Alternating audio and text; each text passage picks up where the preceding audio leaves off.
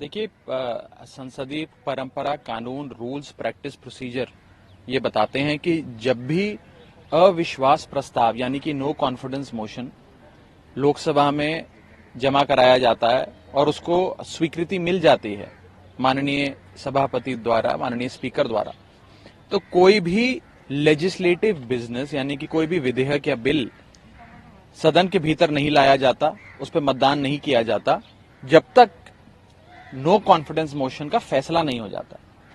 लेकिन इस बार हम देख रहे हैं कि तमाम रूल्स, प्रोसीजर्स, कन्वेंशंस को ताक पे रखते हुए बिल पे बिल लाए जा रहे हैं, विधेयक पे विधेयक इंट्रोड्यूस किए जा रहे हैं और उन्हें पारित भी किया जा रहा है। ये दुखदाई है और ये सीधे तौर पे वायलेशन है संसदीय परंपरा का, संसदीय रूल्स प्रोसीजर्स का, संसदीय कानून का। और मेरी अपील रहेगी केंद्र सरकार से और सभापति जी से कि कृपया कर जब तक नो कॉन्फिडेंस मोशन का फैसला नहीं हो जाता, उस पर बहस, चर्चा और मतदान नहीं हो जाता, तब तक कोई लेजिस्लेटिव बिजनेस ट्रांजैक्ट नहीं होना चाहिए लोकसभा में। सर, विपक्षी गुट मणिपुर अपने सांसदों को भेज रहा है, क्या उद्देश्य है इसका?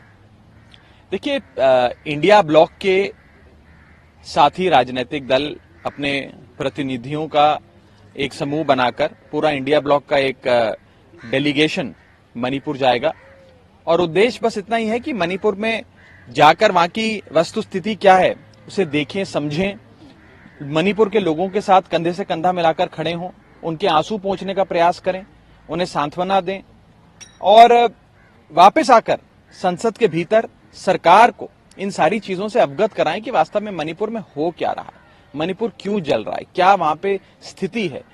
जो खबरें आ रही हैं वो तो ये बताती हैं, और यहां तक कि मणिपुर के अपने बीजेपी द्वारा अपॉइंटेड गवर्नर, वहां के बीजेपी के एमएलए, वहां पे जो भारतीय जनता पार्टी के अपने पदाधिकारी हैं, वो ही चीख चीख कर कह रहे हैं कि मणिपुर जल रहा है, हजारों लोग बेघर हो गए, न जाने कितने लोगों की जानें चली गई, crimes against women, crimes against humanity चरम पर हैं। तो ये सारी चीजें बहुत मन को विचलित करती हैं, इसीलिए एक डेलीगेशन, एक वफद इंडिया ब्लॉक की ओर से मणिपुर भेजा जा रहा है। सर, मणिपुर वीडियो की जांच सीबीआई अपने हाथ में लेगी, किस तरीके से देख रहे हैं?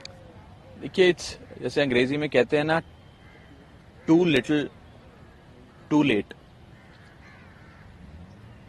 सीबीआई को जांच देना, सौंपना 80-85 दिन घटना को हो गए उसके बाद एक विषय है, लेकिन पिछले 80-85 दिन से जब से मणिपुर जल रहा है, वहां सरकार क्यों अभी तक बर्खास्त नहीं की गई?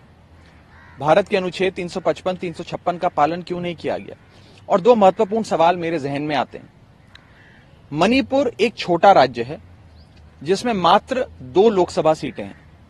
अगर मणिपुर 2 लोकसभा सीटों वाला राज्य नहीं होता, लेकिन उत्तर प्रदेश जैसा 80 लोकसभा सीटों वाला बड़ा राज्य होता, या बिहार जैसा 40 सीटों वाला बड़ा राज्य होता, तो क्या अभी तक मणिपुर की सुध लेने के लिए केंद्र सरकार का कोई मंत्री या प्रधानमंत्री जी खुद नहीं गए होते?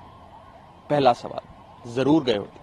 और दूसरा बड़ा सवाल कि अगर मणिपुर में कोई गैर भाजपा राजनीतिक दल की सरकार होती, नॉन बीजेपी पॉलिटिकल पार्टी की गवर्नमेंट होती, तो क्या अभी तक मणिपुर में राष्ट्रपति शासन लागू नहीं किया गया होता? मेरा दूसरा सवाल, इसका जवाब भी हाँ है।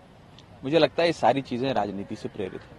सर, ममता बनर्जी का बयान आया है, उन्होंने कहा है कि भाजपा बंगाल की छवि को खराब करने की कोशिश कर रही है, अशांति पैदा करने की कोशिश की जा रही है। देखिए, बीजेपी तो हर जगह जहां गैर भाजपा सरकार है वहां अस्थिरता, कानून व्यवस्था की समस्याएं, वहां पे law and order issues create करना, ये तो भारतीय जनता पार्टी का एक स्टैंडर्ड ऑपरेटिंग प्रोसीजर है जिसके तहत वो काम करते हैं।